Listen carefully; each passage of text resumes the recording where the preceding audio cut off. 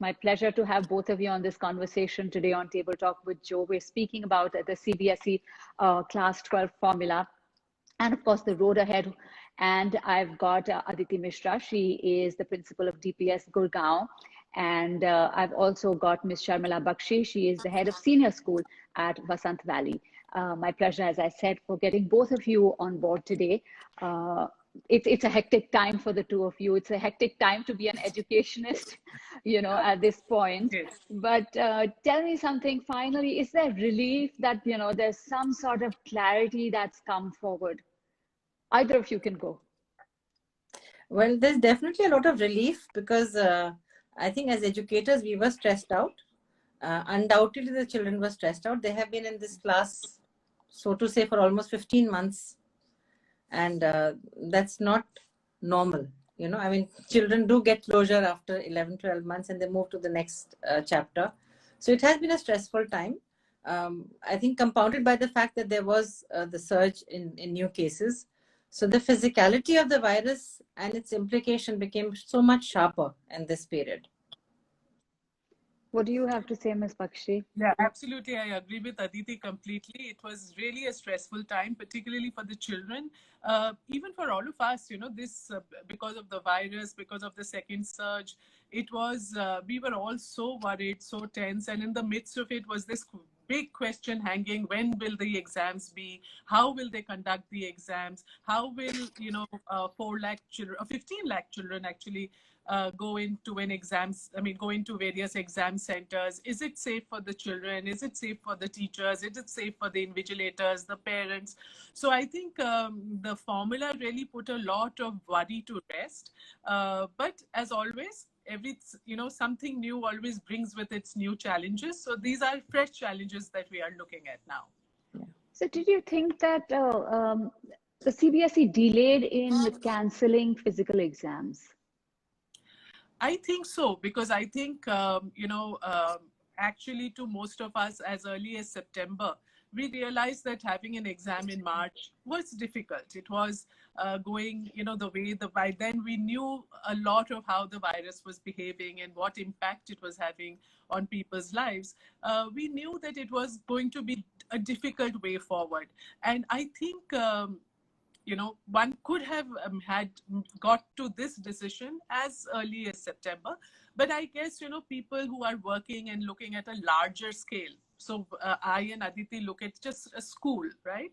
But when you're a part of the CBSE and you look at the entire country at a larger scale, then you have different parameters by which you take decisions. So I'm sure they had reasons for postponing their decisions. I'm not going to take them upon it. It's I guess everyone tries their best. Yeah. Aditi, what do you have to say on that? This conversation actually has been happening since November 2020, that will we have exams, will we not have exams? And when the surge sort of flattened in February and March, it seemed that things would be fine. And honestly, I mean, the gift of hindsight is one of the nicest gifts, I think. So everybody think, we should have had the exams in March. We're not remembering the fact that a lot of children and a lot of schools were shut down completely. So in February, March, they sort of restarted the academic teaching learning process. So I don't think anyone was ready to have the exams in March. And like Sharmila just said, you can't please everybody. Everybody will have their own viewpoint, so to say. But I think the debate on TV, on various panels has been happening actively since April. That should we now think of cancelling. And it came as a surprise to me that there was a majority of principals and educators who wanted the exams to be held. And therefore, they were all only talking about postponing them from June to July. And then I think the starker picture came out that it's not going to abate. This June to July is not going to change anything. And of course, the fear that this could be another super spreader event. Finally, I think it is well in time, because I think everybody involved in the academic education process has been very stressed out, whether it's the people in CBSE, whether it's principals, teachers, parents, the families, the children, of course. So whenever it's come, I think I'm very relieved that it's finally happened, because for me, the biggest fear was that the exams will start and children will be almost forced to sit for them. And that was a very scary thought. And children are a very vulnerable lot right now, with the Very vaccine vulnerable. far away. But did you also get pressure from parents? Because the other day I was speaking to a parent and she said, you'd be shocked to know so many people around me. They wanted their children to go and give the exams and to sit for the exams. Is that something that was happening on the side? Sharmila, will you go first? Yeah. Yes. No, you go. Yeah, Sharmila. So I think we were being pressurized, not pressurized, but there were parents who were worried, because there are a lot of children who, have not been doing as well in class 11, in class 10. And we usually have a lot of those last minute sprinters, who suddenly out of the blue do very well in the board exam. So as parents, I think a lot of us bet on that it's okay, our children haven't done so well, but in the board they will do well. So suddenly when the board going out of our lives, I think there was this little fear that now how will this whole business of giving marks and how will it reflect on our child? So that also comes from a very logical space, I think. Aditi, what do you have to say? So I think I was very lucky because the way we've been running the school and the systems for the past 15, 16 months, I sort of preempt these questions. I don't wait for that moment and then start talking about it. So about 3 months ago, I met the larger parent group and I talked about this in the parent rep group, of course.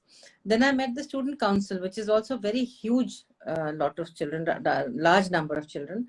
And we discussed this, that suppose there is no board exam. I began with, do you want board exams?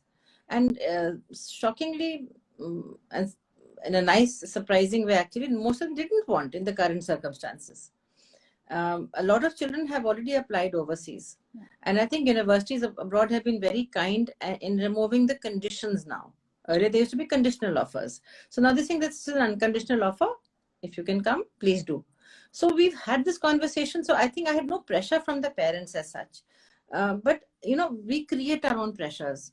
So I used to keep wondering, that what will happen? Will we be having home centers or will we be having children going to other centers? Will that center be okay?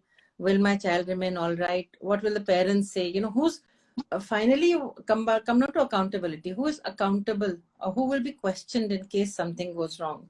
So those are the worries that come into every adult's mind. But I think I escaped the pressure bit completely from the parents because we talked about this. And I said, whatever will happen, the best interests of the children will be kept in mind. So, let's not start worrying about something which hasn't happened. Let it happen, then we'll worry. So, Sharmila, are you going to get another kind of pressure now that, the scoring is in the hand of schools in a way? Are you going to, are you ready with your armor? No, I don't think we need an armor, Jyotsna, largely because I think CBSE has, we've just finished this whole process for class 10. And I think it's very, very scientifically done. And I was very impressed with the way the whole plan was made because I don't think there's much left to the school in terms of increasing marks randomly. So there is a very, very defined way in which the CBSE has asked us to calculate marks. And if we follow that, which I'm sure all schools will, I don't think those marks will be, they aren't really debatable as such. So I don't preempt any kind of pressure. So Sharmila, before I go to Aditi, it was the 40-30-30 the best solution we could have come up with at this point? Well, yes, to an extent, because if you look at this batch, class 10 was probably the only exam that they have done, which all of them have done the same. It's kind of a what should I say, standardized exam which this batch did in class 10. Right? Because after that, class 11 has been, some children have done an online exam, some children haven't done an exam, some children have done a physical exam. So it's varied. And so it's class 12 because this batch has, their class 11 and 12 have both been impacted, particularly their class 11 final exams. Right? So I think this is a fair method. There may be little pluses and minuses, but on the whole, I think the children will benefit. Aditi? I agree with Sharmila completely. This was this idea which most of us sort of proposed also to the CBSE, that the last standardized public exam this batch has sat in was in 2019 when they did the class 10. And for many schools, especially in the bigger cities, the 11th class exam finishes in March. So before the lockdown happened, I think most schools had finished the exams. Some hadn't, which sort of did them either online, or they did a cumulative assessment of the whole year that has gone by. So it was sort of logical that we pick out some bits of 10th, some bits of 11th, and the major chunk of 12th. And I mean, when I say the major chunk of 12th, it's not just the 40% of the theory. It's the 30 marks of the practical that have already been taken in. So the bulk of the weightage is still with class 12. So there should be no cause for worry where that is concerned. I think a lot of children are unhappy with the class 11 weightage for the simple reason, I mean, everybody considers it to be the lull between the class 10, class 12 We're also unhappy. storm. We were unhappy. But as Sharmila said, that there is something called moderation which is going to happen. So if we've had children who have been high achievers in the 10th, and we know that they're high achievers in the 12th, and that little blip in the 11th will be made good, because like Sharmila mentioned, for the class 10 also, there was a certain historical data which was looked at. And your best historical data of the past 3 years was taken out and your reference year was given. So I was joking with the children because some of them were really stressed out. I met about 75, 80 of them today in the morning today. And I just jokingly said, I said, next time you meet your seniors, just give them a tight hug, because your marks are by and large decided by that batch, that did really, really well. And that is the historical data we're using now. And because of them, you're going to get a very good result, because we've had a good result in the past. But Sharmila, does that put pressure on schools, the historical data that has to be taken into account? No, not really. In fact, it's an added advantage in the sense that, for example, I'm not looking at my school, our schools and Aditi's schools are privileged schools, but there have been some schools which haven't, all over the country, where they haven't been able to hold even a single class. And many children have not been able to access, teaching material and classes online. So for them, I think the historical data is a very good way of making sure that children get roughly what they should have got in the normal circumstances. And your earlier, sorry, carry on.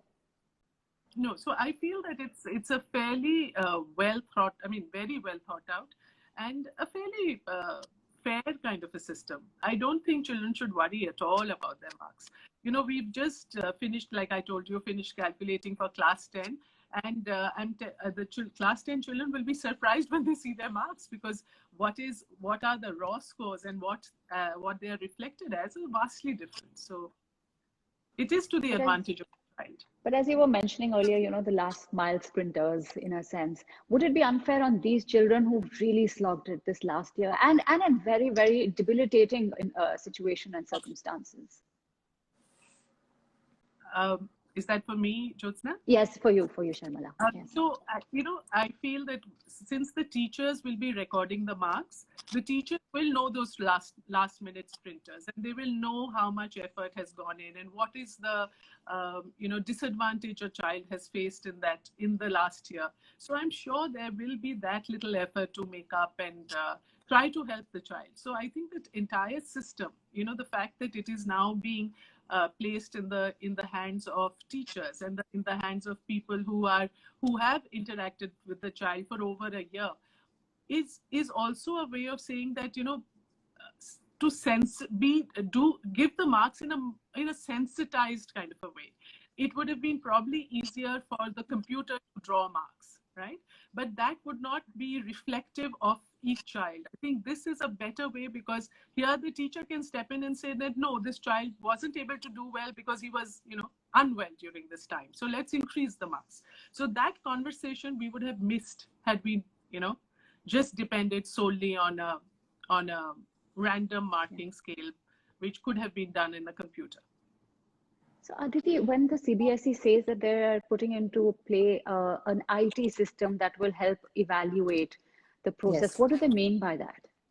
What they mean is that, like when we get our reference here in the historical data, that is one aspect of it. But within that result, what is the kind of range of marks that the students had achieved?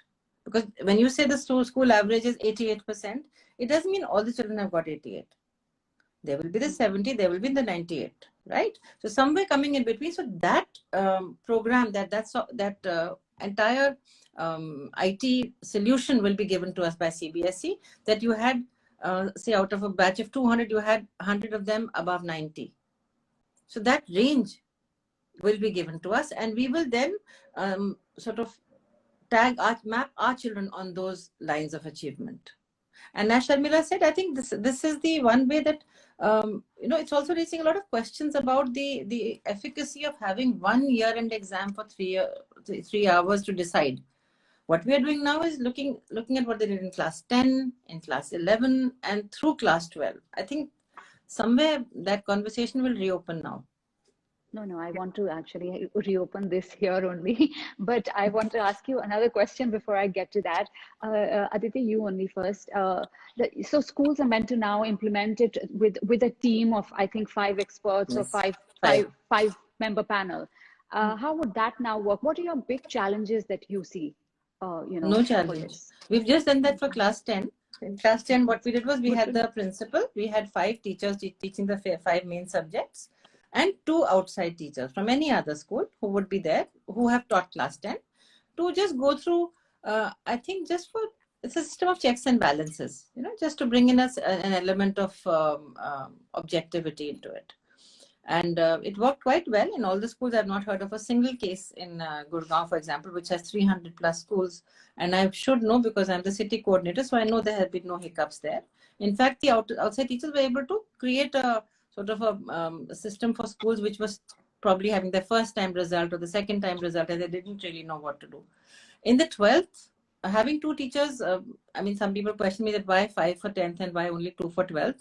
Because in 12th, if you try to look for teachers of every subject, you'll have probably 50 teachers sitting there and deciding the result, and then there will be no decisions because the number of subjects increases in class 11 and 12. So just 2 teachers to be there on the panel, but of course you take the inputs from all the teachers. The entire group is a large one, but those representing that large group will be 5, 2 outsiders who are PGTs teaching 11th and 12th, 2 insiders teachers who are teaching 11th and 12th, and 1 principal. That is the committee that will put forward the result in the final analysis.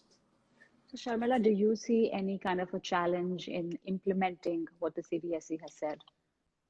No, I don't see a challenge at all. I feel it's, particularly after doing class 10. So I think that was a good start for us because we've done it once, and it's like, it was a good rehearsal, and we'll do it again. And I'm sure all the teachers and the, schools are very equipped. They know their children well.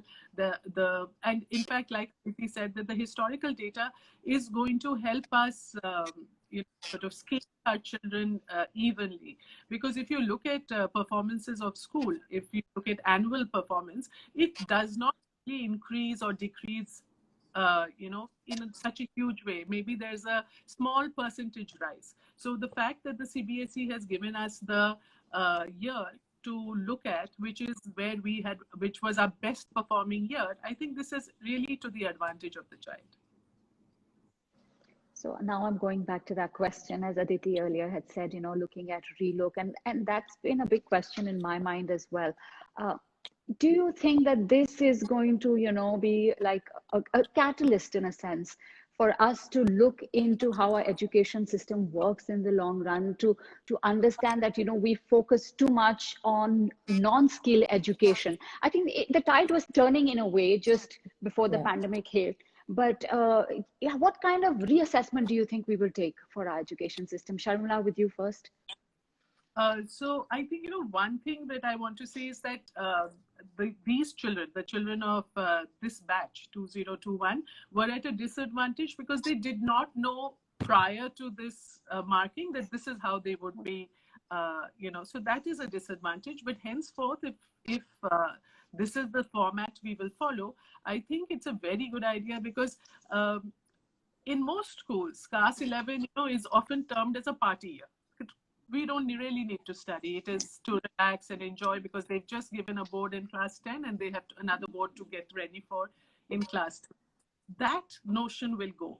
And class 11 will be also taken seriously. And I think that's a great idea because that will help children consolidate their concepts, consolidate their academic standing much better. Aditi, don't you think that though will put in more pressure on students? I mean, we were Yes. already under the pressure of class 10, class 12, and now you've got to even focus on give the So kids a break. while I agree intrinsically with what Sharmila is saying, I have a slightly different viewpoint that I don't want the child to feel the pressure and to take some year seriously and not take some year seriously. I think children are happy to learn if it's making sense to them, very broadly speaking. And if we are able to, as teachers, tell them that this is the skill which is going to help you when you have a job. This is what I'm trying to get at. This is the life skill you're getting. This is the value you're getting, and it's going to last you all your life. I think that is where the NEP, if those who have read it very carefully, the NEP envisages just that, to make education more real. Because somewhere down the line, I mean, I'm a product of a CBSE school, and I do not think I believed in or I did rote learning.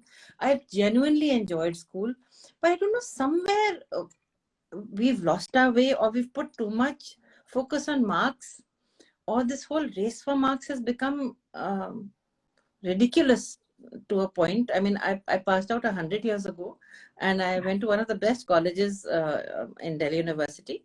But there was no rush. I mean, it was taken for granted. I had a first division. I think I was brilliant. Today, if I tell a child that he's got a first division and he should go and try for a Hindu or a Stephens or an LSR, I think he'll just faint and he'll think that I've gone bonkers. So somewhere we are looking at, honestly, while we are talking, we're looking at reassessment.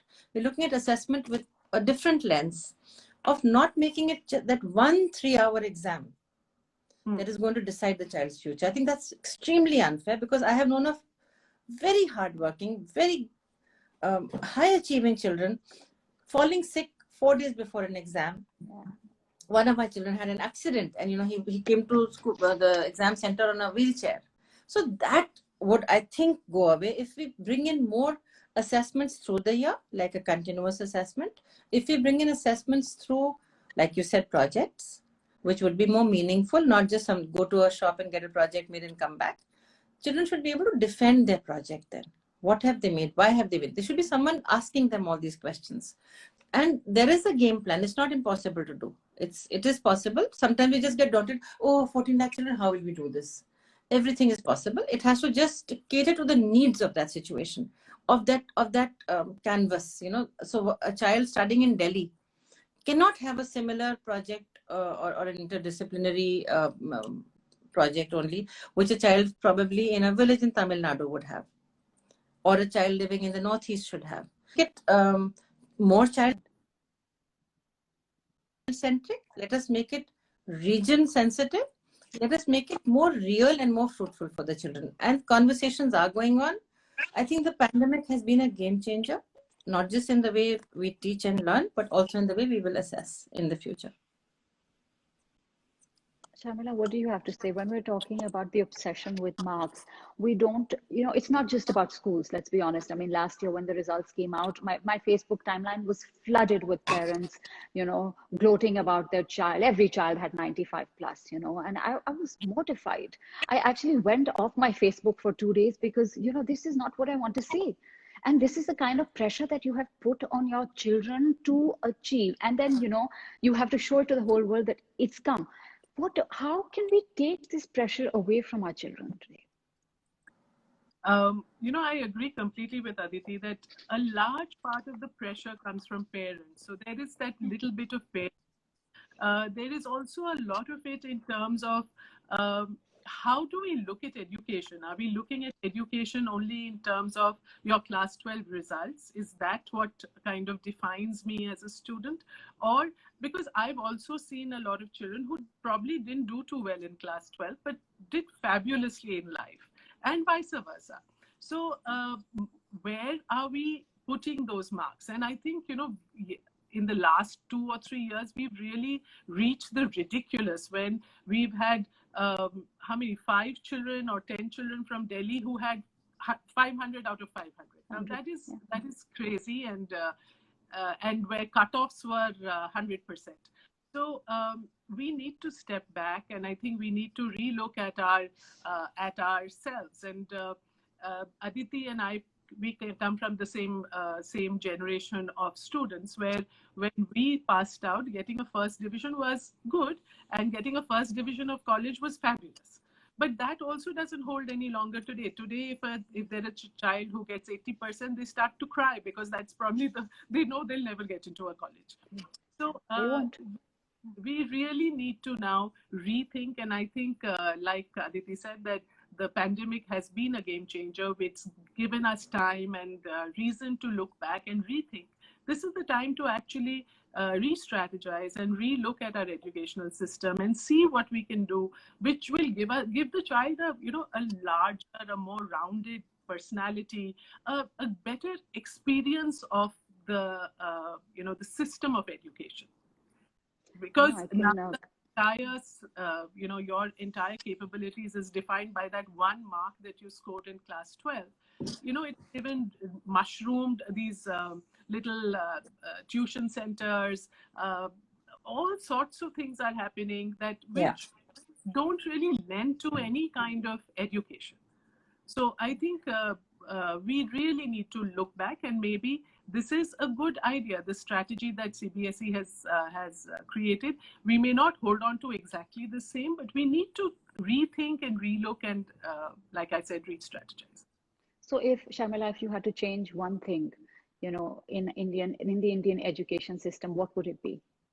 So I would say continuous evaluation, looking at class 11, a project is a great idea. They do a project. These days, most subjects are doing, there is a practical component to most subjects.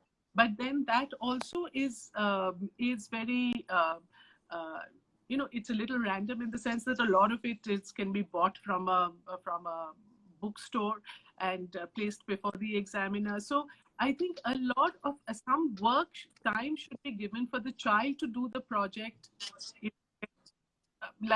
I know in the national education policy, there is a slot where the child actually goes into the community, works with the community, and from there the project should emerge. So that would be, I think, a much more complete education rather than something which is you're expected to do over a weekend and then placed before an examiner and the examiner grades you. So I think that would be a better learning experience for the child. No, of course, skill-based education. Aditi, what do you have to say? The one thing you would change? Can I change 2? Oh, you can change 3. So one is, of course, this we have to rationalize our marks. I think we destroy a child when we give him or her 99 and 100. We destroy them completely because they don't get these marks in university. And that is a big come down, we celebrate with a 60 in college, and these children weep that I had 100. So that 60 is like a come down. That's the first thing. And the second thing, I don't know how we are going to do it, but I really want to question this absolute mad cutthroat competition. It's time for collaboration. Until class 9 and 10, we do so much of collaboration work. I don't know what changes in the 11th and 12th. That it's all about, if I have to rise, then these 4 have to fall back. Why can't we rise together? Where has this come from? And I know that in the job force, everybody's looking for team players. Everyone's looking for collaboration. Everyone's looking for people who get on with other people. I think the time has gone where one person shines, like a demigod, and the others are just sort of minions running around. So if we don't teach or talk about collaboration as an essential tool for assessment, of assessment, I don't think we're getting anywhere. So I would really like to change this and bring in a lot of projects, not just as projects, but as projects which are, like Sharmila said, coming from the community and more collaborative, not as individuals. They have to help each other. They have to work together. I think somewhere that has to come in. Yeah, but this generation is also a little isolated, as Aditi, I discussed with you long back when I was writing my book. They're a very individualistic generation with their gadgets. And anyway, Yeah. that's a story for another day. Ladies, I could carry on this conversation, but I have to end it with one last question. Same one for both of you. Aditi, you can go first. What's been your big takeaway when it comes to education and the children and the year and a half gone by? Immense possibilities. That is my big takeaway, that what we thought was going to be difficult has in fact brought out immense creativity in the teachers. And I salute the teachers across the globe, honestly, whether they're in India or overseas, or they're in a village or in a small town or in a big city. I think they have gone out of their way. And the possibilities for parent and teacher collaboration while being in this situation, and the child benefiting from this collaboration, I think that's been my biggest takeaway. I thought it was a challenge, and it was to begin with. For the first few weeks, we didn't know where we were going, and it was like chasing our own tails for a bit. But the children have helped us learn a lot about technology, and I think parents have shown a lot of resilience, respect, and sort of everybody's come together as they had never come together before. I mean, parents have seen how much teachers have worked.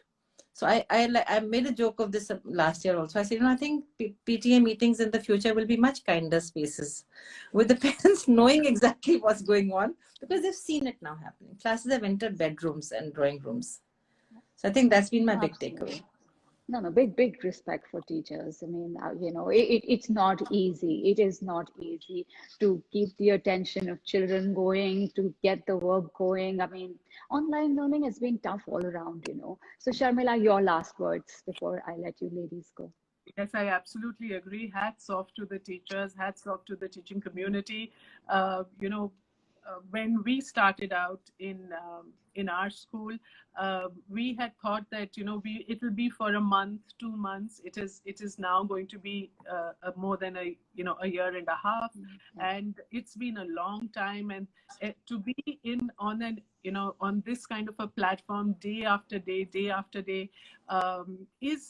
is trying, not only for the student but also largely for the teachers. The students are native to technology, and we are not. So a lot of our teachers actually learned from scratch, and then there were teachers who did PE classes, art classes, different kinds of competitions online, and tried to give the child the most of the school experience, whatever was possible in that medium. So it's absolutely been an amazing discovery of my colleagues, of people who work in the academic field, and like Aditi said, I think the values of the teacher in the eyes of the parents has also gone up, because suddenly they see the effort that the teacher is putting, and it's right there at your to have a child go to school at 7:30 in the morning and come back at 2 o'clock is a different experience. But to see the child go through class after class and see the effort that the teacher is putting in, it's been an eye opener for many. So I think the pandemic has really, in a lot of ways, it has been very difficult for very many people, but it has also brought reality to our doorfront in more than many ways. And I think this is one of the realities, that the teaching community, for a long time, teachers were not given the kind of respect that they and the as a community what they deserve. But I think the pandemic has changed it, and hats off to all the teachers. I totally agree. I think essential services and teachers, I think it's a done deal after what we've gone through. Doffing my hat, really. It's not been an easy task, but Sharmila Bakshi, the head of Senior School at Vasant Valley in Delhi, and Aditi Misra, the principal of CPS Gurgaon. Thank you, ladies, so much for joining us. Thank you. your work isn't finished. We are nowhere near the end of this tunnel, and I think one batch may have gone out, but another one may come perhaps even more scarred than the previous, the last one. So there's a lot of holistic embracing, I think schools need to do going forward. And just to tell the viewers that sticking with my promise to do education only this week, my mental health Wednesdays this week is with school counselors, a couple of school counselors, on what students have faced over the last year and a half. Do join me then, and all the best, ladies. Thank you for joining me. Thank you. Bye.